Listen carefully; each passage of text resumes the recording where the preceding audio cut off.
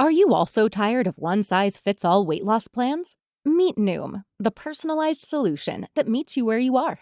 Noom is able to understand your unique needs, from dietary restrictions to medical concerns. Unlike restrictive programs, Noom embraces your lifestyle and choices. Discover a sustainable approach to weight loss, tailored just for you. Honestly, Noom felt like it was made for me. It's not just about what I eat, it's about understanding why. With Noom, I've learned so much about myself and built healthier habits that stick. It's all about progress, not perfection.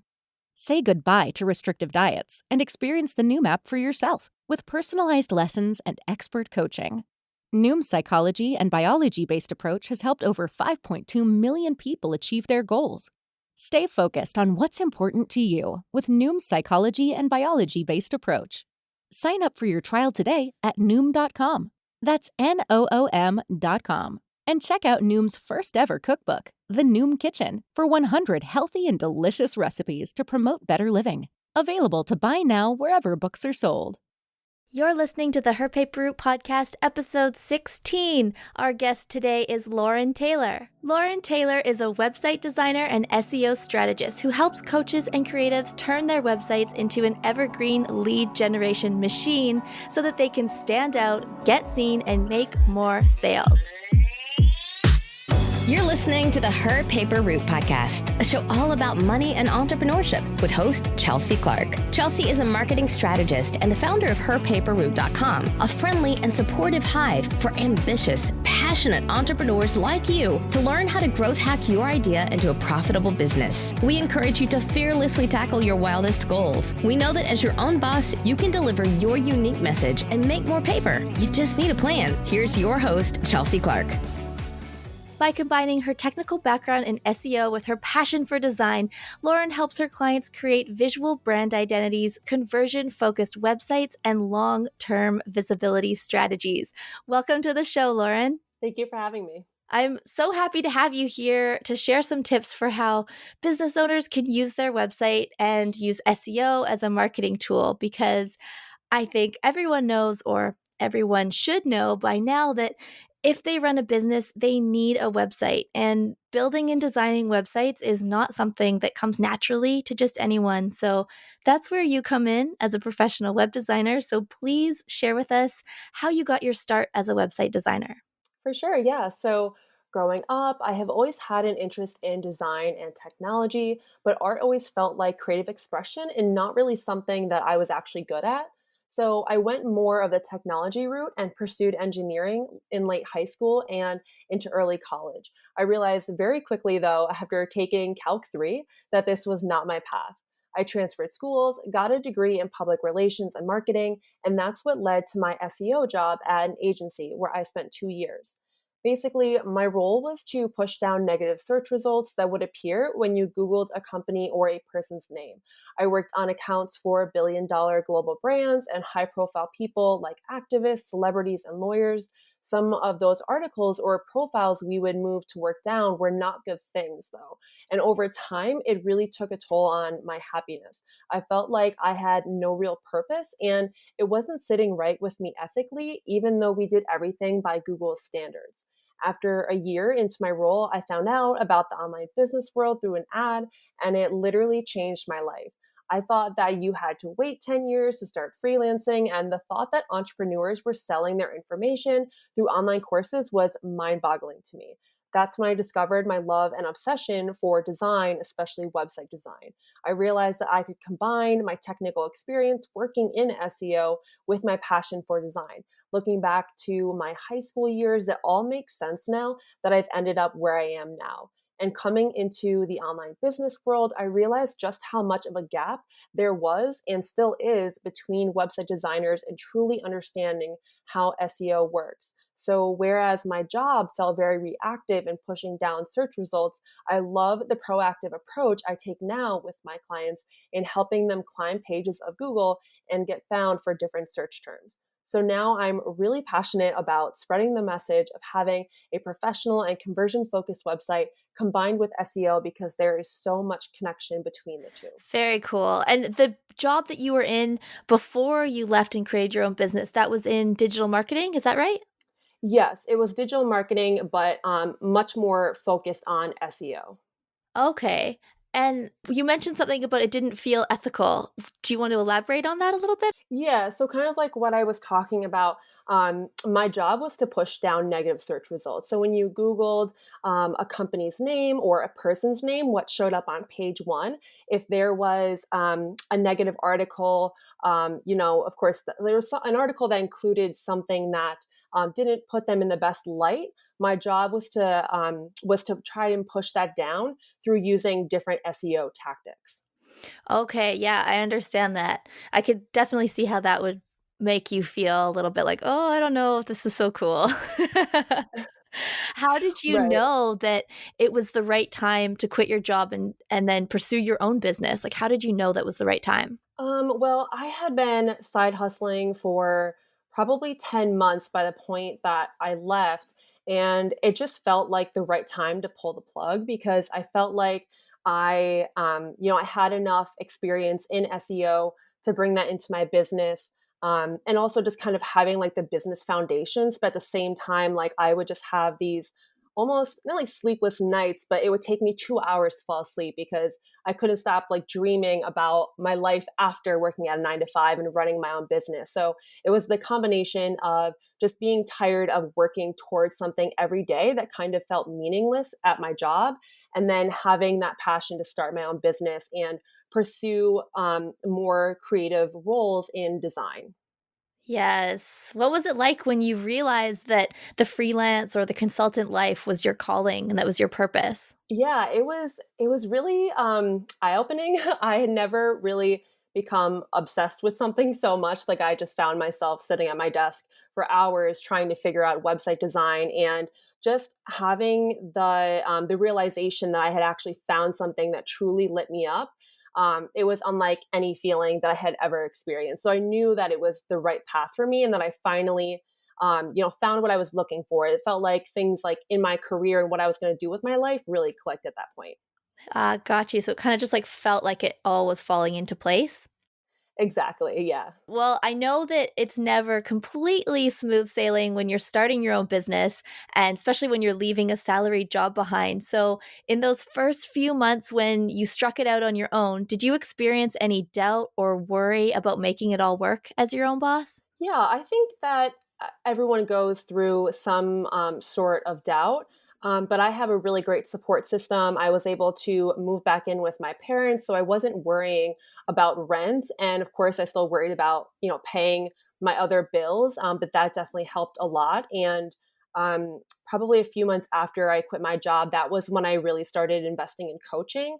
So I really got the support that I needed, and just having a community of women to lean on when I needed help with things was so helpful. That does sound really, really helpful. And so, did having a coach help you stay focused on your business? Yeah, I would say so because they were definitely big investments to me at the time, and I knew that if I was going to hand over, a large sum of money, that I was really going to put all my effort into, taking what they were teaching me and really applying that, and doing as much as I could to see the results out of that coaching. Yeah, I kinda think of it almost like a gym membership when it's really expensive. It's like you have to go because you spent all this money, yeah. Exactly. And now that you're running your company, and I see that you tell your clients that you will give them their dream website in just 2 weeks. So how do you make that happen for them? So pretty much the first week is I build out the website. I start with the homepage, let them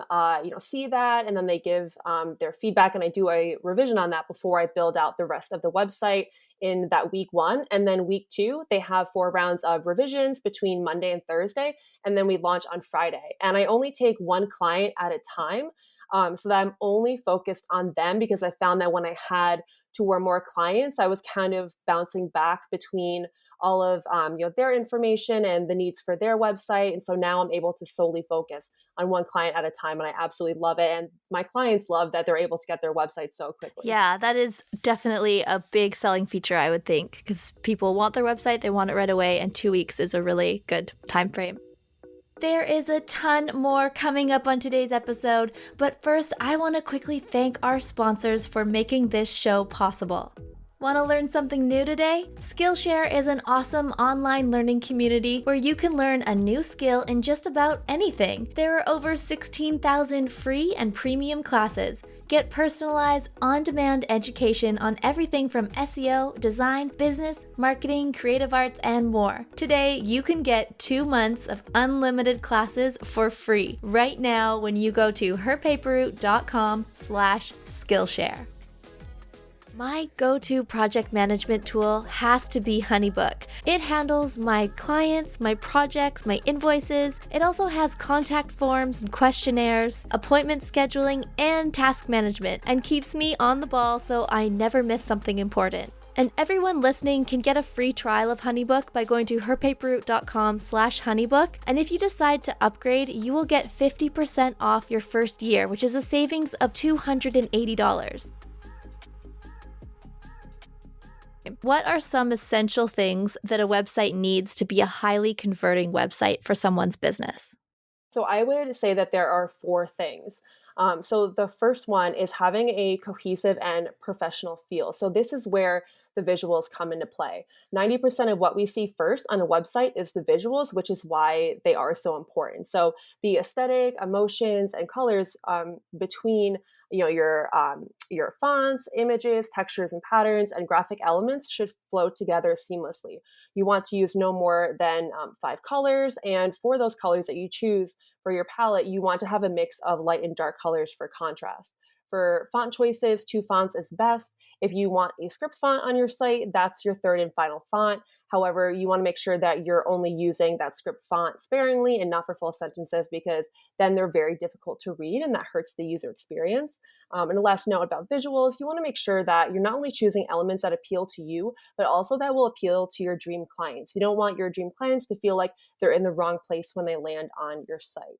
So that's number one. Number two is strong and clear messaging. So just like how I mentioned, 90% of what people see first are the visuals. The remaining 10% is the text, which is what gets people to buy. And vague or confusing messaging is the number one website killer I see. So the content on your website should do 3 things. It should clearly explain who you help, how you help them, and what makes you unique. This should go right at the top of your homepage and above the fold if you can make it work. Above the fold, if you're not sure what that is, it's what people see first on any website page. Number 2 is that you want to speak directly to the pain points and the transformation your dream clients desire. This info should appear at the top of your About page and Services page. And a couple more notes about that. Your About page isn't all about you. Surprisingly, it's about your dream clients feeling like the hero through your brand story. And your Services page is not just a place where you slap your packages and run. You need to show that you understand what your dream clients are struggling with, where they want to be, and how you're the solution for that. And the third part about content is that you want to infuse your personality. Let people see who you are, and don't be afraid to write like you speak, and use slang words. Interesting. I like that, using slang words, because I think that could be, some people would be worried that that could go either way. You could turn people away, but I think, using it here and there, it helps you to define your audience. And if you like to use slang words, you're going to use slang words, and you're going to attract the people who resonate with that, and keep the people who wouldn't like it, away. So that's how you kind of find your dream clients too. You talk to them as if, it's your friend. Yeah, exactly. Everything that you said was perfectly true. It's going to attract those people that, connect with that. And then the people that don't really vibe with that and they feel put off by it, then they're not going to want to work with you. But at the same time, then they're not your dream client. So it's totally fine. Don't feel like you're alienating people. You want to show people who you really are. So that was number 2. And then number 3 is infusing strategy on your website. So you really want to be thinking about the goal of your website and how you're leading potential clients there. So this is where you want to focus on the customer journey. So a few things: you want to have a simple navigation setup. So if you can, you really want to keep your navigation to a maximum of 5 pages. You can remove your homepage from the top navigation. People know that clicking the logo takes them back to the homepage, so that's why it's not necessary up there. Think about whatever the most important pieces of information for someone to see before hiring you, that is what should go in your top navigation. Everything else can go in the footer. And you want to make sure that you're using straightforward and simple page titles. This is not a place where you want to be creative. An outsider should know exactly what they're going to click on. Your title should be, along the lines of home, about, services, testimonials, contact, and blog. Of course, services can be something a little different, like work with me, packages, investment, and testimonials can be praise instead. But you can see how all of those are simple and very easy to understand. The next piece is that you want to have calls to action on each page. I see this missing from so many DIY websites. Your homepage is kind of like the gateway to the rest of your website. So it's meant to provide a preview to the other pages. So having multiple calls to action here is fine. But besides your homepage, you should have a call to action at the bottom of every main page of your website. So thinking about the journey that you want to take people on through your website, are they going from your homepage to your about, to your services, and then to contact? Then you'd have those links at the bottom of each page leading one by one to each of those pages. So you're only leading someone to one place at the bottom of your pages, or you can have multiple calls to action on one page as long as they're only leading to that one destination. And the reason why you only want to be directing people to one place is because having too many options is overwhelming. And you really want to make it as simple, stupid as possible for them so that they're not wondering where they should go next. And another note with the buttons is that or with the links, is that you want to make sure that they're buttons instead of text links because they stand out more and therefore have a higher click through rate. Another piece of strategy is thinking about where you're promoting your freebie. You can do this as a banner at the top of your website, someplace on your homepage, in your footer, or as a pop up. Clients come to me and they say they're not seeing any email subscribers coming through their website because their freebie is nowhere to be found. So you definitely want to make sure that you're putting it out front and center. Number 4 is SEO, or search engine optimization. And if you're not sure what SEO is, it's about tweaking the content and technical elements of your website to give it a higher chance of ranking high up in Google. So SEO is commonly pushed under the rug when it comes to designing websites, but it definitely deserves a seat at the table. So not only does SEO help Google understand what your website is about, but also disregarding it altogether and not implementing best practices can severely impact the user experience, even if you're not blogging. So here are a few things that you should be doing in terms of SEO on your website. The most important is reducing the image file sizes so that you don't slow down the load time of your pages. This will create a horrible user experience because if your website takes like 5 seconds to load, people are going to click out of it and not even see what you have to offer. And the main culprit of having a slow load time on your website is images. So you should not be uploading raw files to your computer because most images are between 3 and 20 megabytes. That's a huge file size. You want to make sure that your images are all the way down below like 500 kilobytes if you can. And that's even like just for like large banner images. Other images should definitely be smaller. And you can reduce the file sizes for free with Tiny PNG and Tiny JPEG.com. I also use a paid program called JPEG Mini, which works wonderful as well. A few other things you want to do for SEO is renaming the image files to include keywords. A simple formula could be something like your title underscore your name underscore and then what the photo is about. You also want to make sure that you're adding keywords to your title tag. In Squarespace, this is your site title. You want to add meta descriptions to each page. Meta descriptions are the sentences that appear in search below a URL for a page or blog post. And you also want to make sure that you're removing large amounts of text inside images because it tends to be blurry and Google can't read it. So whenever possible, you want to make sure that Google can read all the text on your website. I guess like in this instance, I'm thinking of like I had a client who came to me and her entire homepage and I think about page was built inside Canva. So she literally wrote all of her text inside Canva with images and exported all of that as like JPEGs to her actual website. So just any like actual text that you place inside an image and then export that and put onto your website. If you're trying to build your website and you can't find the right way to customize it, I see that that's kind of when that situation happens of uploading a lot of images with text inside them. If someone is listening and they're listening to your tips about what they can do for their own SEO for their website, and they want to be able to get found on Google and they want to get those leads on autopilot from SEO. What are some things that they should be doing? I would say that you want to make sure. I have a few different things here, but you want to make sure that you are focusing more on educational content. So where a lot of online business owners go wrong is they write journal-like entries. But really, this only seems to work more for lifestyle bloggers. But if you're a business blog, you need to focus on creating content that your dream clients are actually searching for. So unless you're someone really big like Jenna Kutcher, readers in the beginning don't really want to hear about your nighttime routine. They want to know that your content solves their problems. So you want to make sure that you're turning the focus on them by creating strong blog post titles and that content that really helps them figure out the solutions to their problems. So, for example, if you're a health coach, instead of a title like Don't Suffer During the Holidays, you want to write something like 5 Steps to Healthy Eating During the Holidays, because the person reading that title knows exactly what they're going to learn. And also, going off of that, listicles or list articles are really great for blogging. Things like 4 steps, strategies, tips, ways to, etc. Having that number and then having something concrete. And then the topic of like what they're going to learn, that is the best kind of blog post title that you want to write, which then helps with writing really strong blog posts.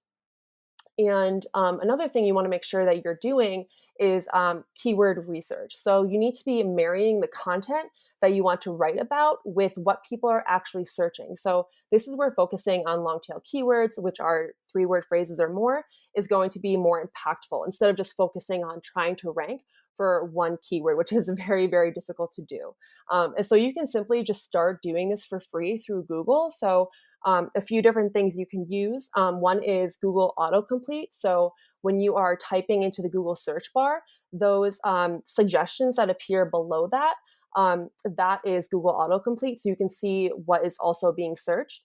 You can use the people also ask box, which appears after you've done a search and shows the common questions that people are asking. And then a third one is searches related to, which is at the bottom of a search results page after you've done a search. And then a paid tool that I really love is Keywords Everywhere. And that's a paid Chrome extension that shows the search volume right inside your Google search results page. So after you search something, it will show you how many people have searched for it, and then also different searches and their search volume. Yeah, I love that tool. That's so helpful. It's really useful that it's right there inside of Google, so you don't have to go outside of Google for that. Yeah. And another thing that you want to be focusing on is using your headings properly inside of your blog post. So your heading 1 is your blog post title.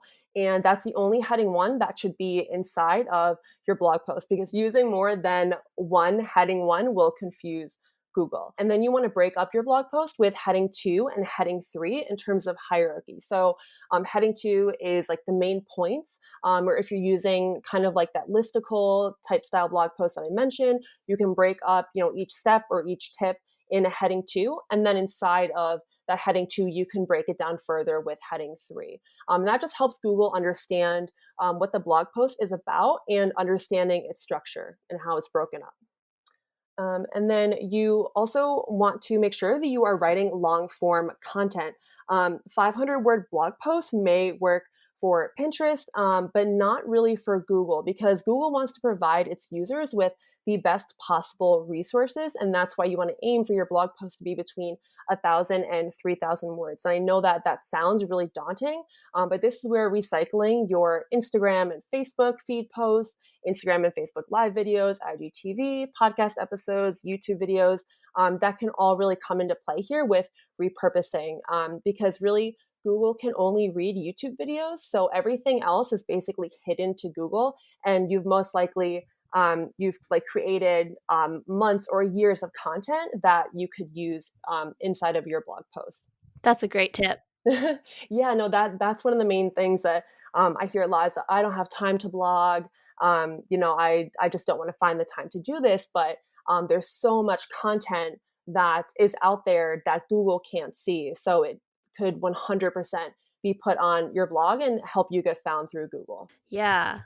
Content repurposing is so important in the grand scheme of things because there's so many things that take so much time. And if you really look at all the different social networks and things that you do in a day, you've already created a ton of content. So if you can use it on your blog, it's just going to do you a great favor. Exactly. And I tell some of my clients if they feel like they need help with it, you can have your VA transcribe different things for you or hire a ghostwriter. That's another really great option as well. Yeah, definitely. And then going off of that, you also want to make sure that with your blog posts that you're optimizing your URLs. So you want to remove the dates and you want to only keep the keywords from your blog post title. Because so basically you only want to have those keywords and remove all of the other fluff.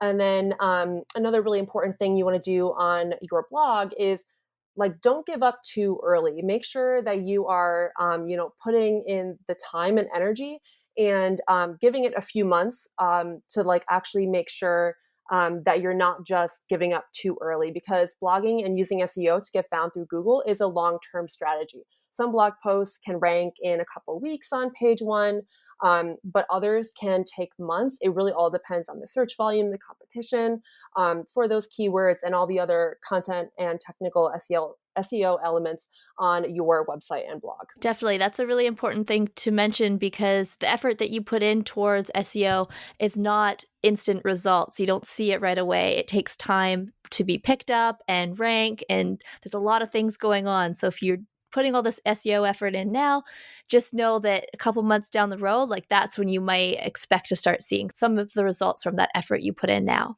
Exactly. Exactly. Couldn't agree more. Ensuring that your website is legally compliant does not have to be confusing.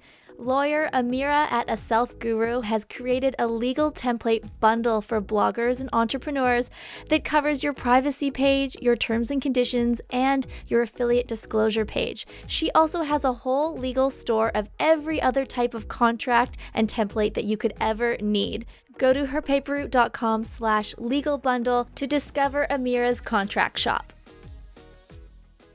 What are some crucial SEO mistakes that you see business owners making on their blog?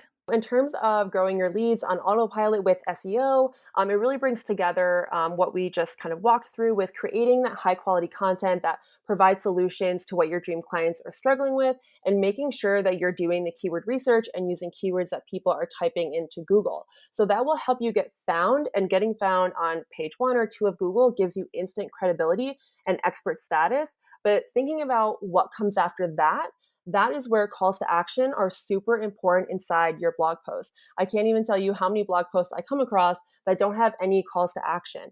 So you want to be thinking about how you are making sure that you're capturing those people coming to your blog.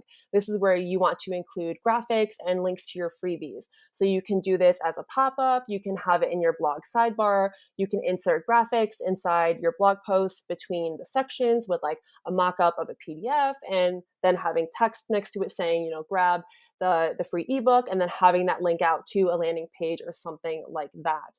And then you also want to think about having calls to action to your services. So are you mentioning in your blog post that you help people struggling with the things that relate to that topic of your post? Don't be afraid to include a hyperlink to your services page. You could also put a call to action at the bottom of your blog post to your services page.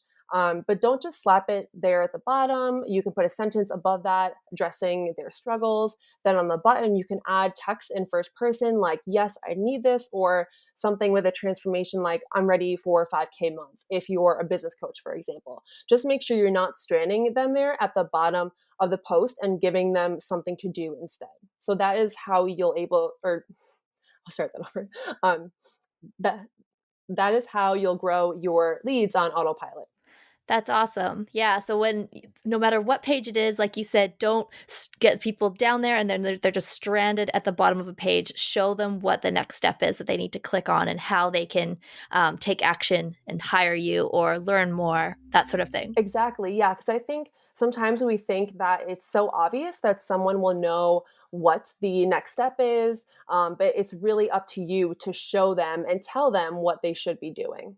Mm-hmm. You're leading your clients into the funnel or what you want them to do to get into your funnel. Exactly. Yeah. We touched on this a little bit throughout our conversation, but any sort of major points that stick out to you for how business owners can use their website as a marketing and a sales tool? Someone who has a new website or a new business, what should they be focusing on if they want to use their website as a marketing and sales tool? Yeah, so I think it really comes back to combining, what we talked about, because this is when, your website is beautiful and professional. It contains clear messaging that connects with dream clients. It's strategically set up to lead people to your offers, and you're blogging consistently, because you can have a blog that drives traffic to your site and you might be getting some readers opting into your list. But if your website looks unprofessional and people are confused by what you do, they're less likely to opt in and hire you. So that's why you want to make sure that you have all of these components, because once you do, you'll get dozens or hundreds of people finding you through Google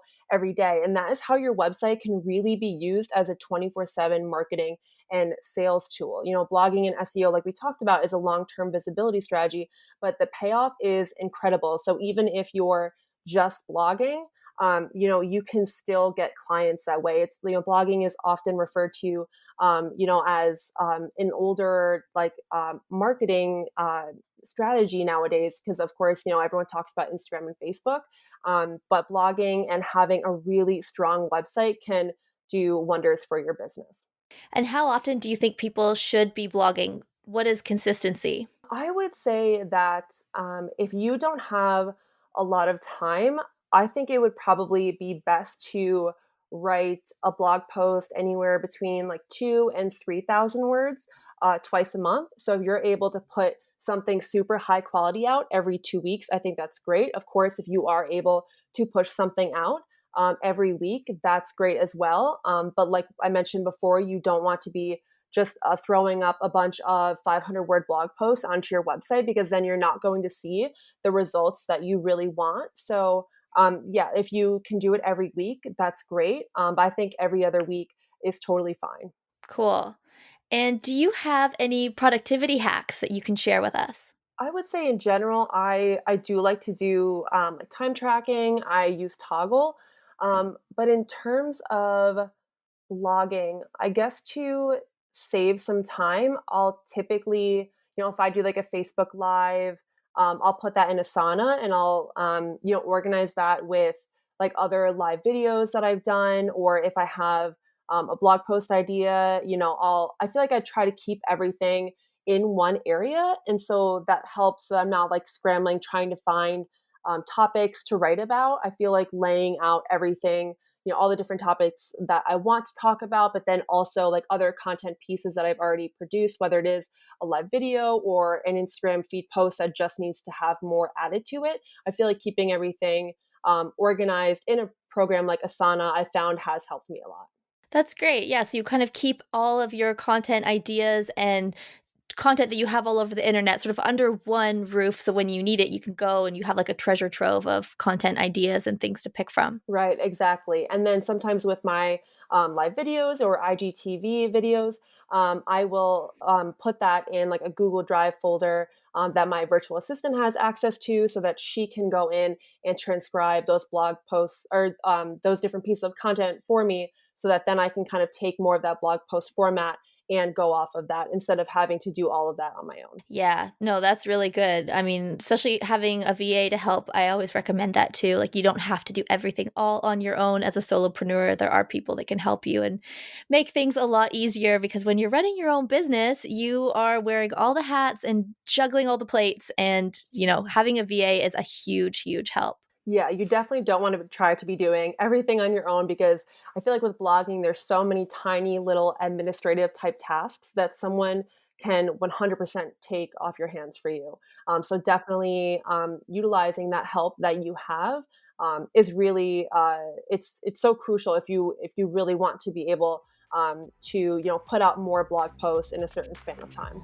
Where can our listeners connect with you? You can find me at laurentaylor.com. I'm also on Instagram, Lauren_Taylor, and that is Taylar, not OR. Well, thank you so much for chatting with me. It's been really, really great and super insightful. So thank you. Thank you so much for having me. Thanks for tuning in to the Her Paper Route podcast. We hope you found this episode helpful. If you did, please say so by leaving us a review on iTunes. And be sure to share this episode with your friends. For more entrepreneurship resources and to connect with Chelsea, swing by herpaperroute.com. Now go make something.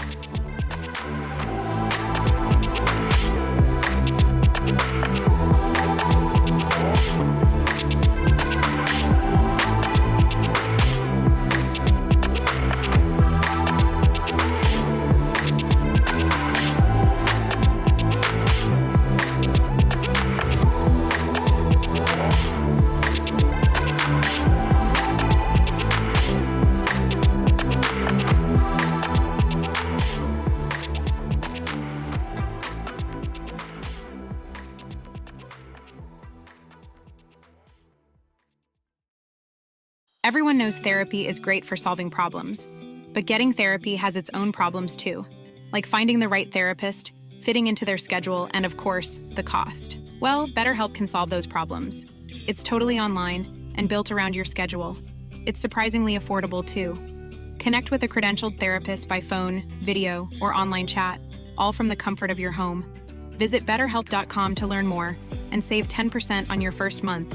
That's BetterHelp, H-E-L-P.